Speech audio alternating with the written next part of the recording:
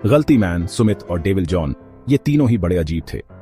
Super hero थे मगर नौजवान, अभी तो कॉलेज खत्म किया ही था। जिंदगी बड़ी भागदौड़ वाली थी। कॉलेज, पार्ट टाइम जॉब, ऊपर से ये क्राइम फाइटिंग, सब थका देने वाला था। सोचा छुट्टी मनाते हैं। चलो स्काईलाइन पार्क चलते हैं, सुना है वहां नया रोलर कोस्टर लगा है। मैं भी चलूंगा, सुपर विलेंस से दूर कहीं भी चलने को तैयार हूं। गलती मैन हमेशा की तरह खुश मिजाज मुस्कुराया। मिस्टेक मैन, मजा आ जाएगा, यही तो चाहिए था हमें। उन्हें क्या पता था उनकी ये छुट्टी एक नए खतरे में बदलने वाली है। खतरा तो जैसे उनका पीछा ही करता था, वो ढूंढे न ढूंढे, और इस बार ये खतरा बड़ी अनोखी जगह से आ रहा था। पार्क में रौनक लगी हुई थी, बच्चे हंस रहे थे, लोग पिकनिक मना रहे थे, पॉपकॉर्न और कैंडी की खुशबू हवा में तैर रही थी। तीनों ने सोचा थोड़ी देर नॉर्मल लोगों की तरह घूमते हैं, मगर जैसे ही वो पार्क में टहल रहे थे, एक आवाज आई। पहचान बिक रही है, नई जिंदगी, कोई सवाल नहीं। एक आदमी अंधेरे कोने से बुदबुदा रहा था। उसकी आंखें भीड़ में इधर उधर घूम रही थीं। उसके हाथ में एक ब्रीफकेस था जो एक जंजीर से उसके हाथ में बंधा हुआ था। तीनों को कुछ अजीब लगा। उन्होंने एक दूसरे की तरफ देखा, कुछ तो गड़बड़ थी। वो सावधानी से उस आदमी की तरफ बढ़े। जैसे जैसे वो नजदीक आते गए, उन्होंने देखा कि उस आदमी का ब्रीफकेस थोड़ा खुला हुआ था और उसमें से एक फाइल दिख रही थी। उस फाइल में 3 खतरनाक लोगों की तस्वीरें और जानकारी थी। स्टोन टाइटन, शैडो वॉकर और bulletproof Rex, super villains. गलती मैन की शक्तियां जाग उठी।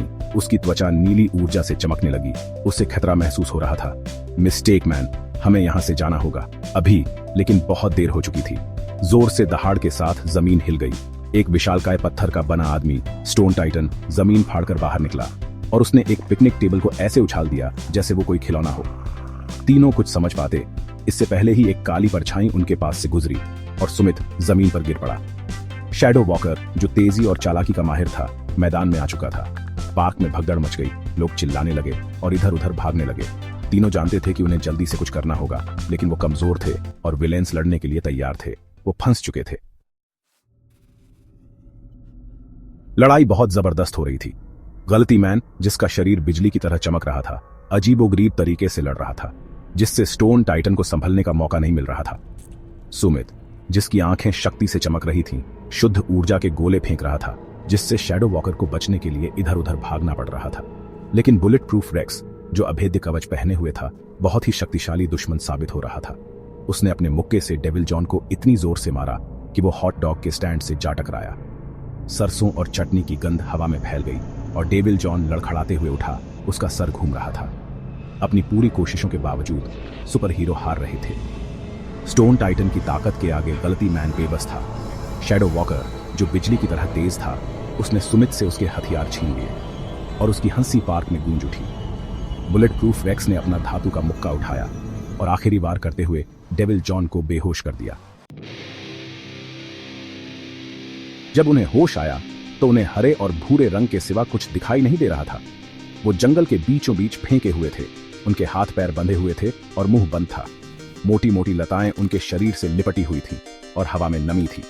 वो स्काईलाइन पार्क से बहुत दूर जंगल के बीचों बीच फेंके हुए थे। क्या हुआ, हम कहां हैं? गलती मैन ने घने पेड़ों के बीच से देखने की कोशिश की। मिस्टेक मैन, मुझे आखिरी बार बुलेट प्रूफ रेक्स, जंगल याद है। जरूर उन्होंने हमें यहां फेंका है। उनके दिल दहल गए। वो फंस चुके थे अकेले अपने दुश्मनों के रहमोक्रम पर। आखिर ये विलेंस क्या करने वाले थे और वो इस सुनसान जगह से कैसे बचेंगे? स्काईलाइन पार्क पर हुए हमले की खबर जंगल की आग की तरह फैल गई। लोग घबरा गए थे। सोशल मीडिया पर उस लड़ाई के वीडियो आ गए थे जिनमें सुपर हीरो और विलेंस को लड़ते हुए देखा जा सकता था। पुलिस हैरान थी। उन्होंने पहले कभी ऐसा कुछ नहीं देखा था। पार्क में हर तरफ पुलिस वाले थे, सबूत इकट्ठा कर रहे थे और लोगों से पूछताछ कर रहे थे। लेकिन विलेंस और गायब सुपर हीरो का कहीं कोई पता नहीं था। पुलिस के पास सवाल ही सवाल थे, जवाब एक भी नहीं। ये महाशक्तिशाली लोग कौन थे? ये कहां से आए थे? और सबसे बड़ा सवाल, ये कहां चले गए? शहर दहशत में था, डर और कौतूहल के बीच फंसा हुआ। असलियत और कॉमिक बुक की दुनिया के बीच की रेखा धुंधली पड़ गई थी और हर कोई सोच रहा था कि आगे क्या होगा। भाग 7, जिंदा और अंडरकवर। दुनिया को पता नहीं था कि सुपर हीरो मरे नहीं हैं।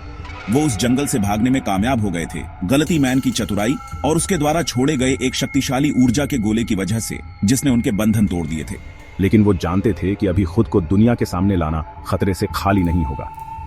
उनके गायब होने से एक धुआं सा बन गया था, जिसकी आड़ में वो चुपके से काम कर सकते थे, अंडर कवर इन शक्तिशाली विलेन्स के बारे में पता लगाने के लिए। उन्होंने तय किया कि वो चुप रहेंगे, नई पहचान बनाएंगे और शहर की भीड़ में घुल मिल जाएंगे। वो सड़कों पर घूमते रहे, जानकारी इकट्ठा करते रहे, हर उस सुराग, हर उस बात का पीछा करते रहे जो उन्हें सच्चाई तक ले जा सके। उनकी खोज उन्हें एक गुप्त संगठन तक ले गई, जो साधारण इंसानों को महाशक्तिशाली बनाने में लगा हुआ था, लेकिन इसके मकसद बिल्कुल भी अच्छे नहीं थे। जितना ज्यादा वो पता लगाते थे, उतना ही उन्हें एहसास होता था कि यह मामला सिर्फ 3 विलेंस का नहीं था। वो किसी ऐसी चीज से उएंटेंगल थल पुथल मचाने की साजिश रची जा रही थी, जिससे पूरी दुनिया को खतरा था। भाग 8, बुराई के पीछे का मास्टरमाइंड। सुराग उन्हें शहर के बाहरी इलाके में एक सुनसान प्रयोगशाला तक ले गए। वहां उनका सामना उस शख्स से हुआ जो इन सब के पीछे था, डॉक्टर हेमंत, एक बहुत ही बुद्धिमान लेकिन दुष्ट वैज्ञानिक जिसे इंसानों की छिपी हुई ताकतों को जानने का जुनून था। डॉक्टर हेमंत ने एक खौफनाक मुस्कान के साथ अपने मंसूबों के बारे में बताया। वो मानता था कि इंसान कमजोर हैं, अधूरे हैं। वो एक नई नस्ल बनाना चाहता था जो हर तरह से बेहतर होगी, जो दुनिया पर राज करेगी। उसने अपनी तकनीक से आम इंसानों को असाधारण शक्तियां दी थीं, उनके दिमाग को बदल दिया था और उन्हें अपनी कठपुतली बना लिया था। सुपर हीरो यह सब सुनकर दंग रह गए। उनका सामना किसी ऐसी चीज से हो गया था जो बहुत ही भयानक थी, जिसके बारे में उन्होंने कभी सोचा भी नहीं था। डॉक्टर हेमंत को रोकना होगा, लेकिन वो ऐसे दुश्मन को कैसे हराएंगे जो अपनी मर्जी से सुपर विलेन्स बना सकता है। भाग 9, इंसाफ की जंग। एक तनावपूर्ण स्थिति पैदा हो गई। डॉक्टर हेमंत, जिसके साथ उसके 2 नए सुपर विलेंस थे, एक के बाल आग से जल रहे थे और दूसरा टेलीकाइनेटिक था जिसकी आंखें चमक रही थीं, हीरोज पर हमला करने के लिए तैयार थे। प्रयोगशाला में ऊर्जा चमक उठी जब दोनों पक्ष आपस में भिड़ गए। गलती मैन की अप्रत्याशित हरकतों और सुमित के एनर्जी ब्लास्ट ने नए विलेंस को संभलने का मौका नहीं दिया। डेविल जॉन गुस्से से भरा हुआ बड़ी बहादुरी से लड़ रहा था। पूरी प्रयोगशाला आग, ऊर्जा और धातुओं के टकराने की आवाज से भर गई। जीत बस उनके हाथ में आ ही रही थी कि तभी डॉक्टर हेमंत ने, जिसकी आंखें क्रोध से जल रही थी, एक गुप्त उपकरण चालू कर दिया। एक तेज रोशनी से पूरी प्रयोगशाला भर गई, जिससे हीरोज की आंखें चौंधिया गईं। जब रोशनी कम हुई तो डॉक्टर हेमंत गायब था। भाग 10, पीछा जारी है। सुपर हीरो प्रयोगशाला के मलबे के बीच खड़े थे। हवा में जली हुई धातु की गंध थी। उन्होंने डॉक्टर हेमंत के बनाए हुए सुपर विलेंस को तो हरा दिया था, लेकिन वो खुद बच निकला था। उन्हें एक डरावना ख्याल आया। अगर डॉक्टर हेमंत सुपर विलेंस बना सकता है, तो क्या वो सुपर हीरो भी बना सकता है? उनकी जीत अधूरी लग रही थी, क्योंकि उन्हें पता था कि डॉक्टर हेमंत अभी भी कहीं जिंदा है, अपने बुरे इरादों को पूरा करने के लिए नए नए सुपर विलेंस बना रहा है। ये लड़ाई अभी खत्म नहीं हुई थी। असल में ये तो बस शुरुआत थी। जैसे ही वो उस तबाह हुई प्रयोगशाला से बाहर निकले और अंधेरे में गायब हो गए, उन्हें एहसास हुआ कि उनका काम अभी खत्म नहीं हुआ है। उनके पास अब एक नया मकसद था, डॉक्टर हेमंत को ढूंढना, उसकी बुरी योजनाओं को रोकना और यह सुनिश्चित करना कि उसकी यह खतरनाक सोच कभी भी उनके शहर, उनकी दुनिया के लिए खतरा न बने। पीछा जारी था।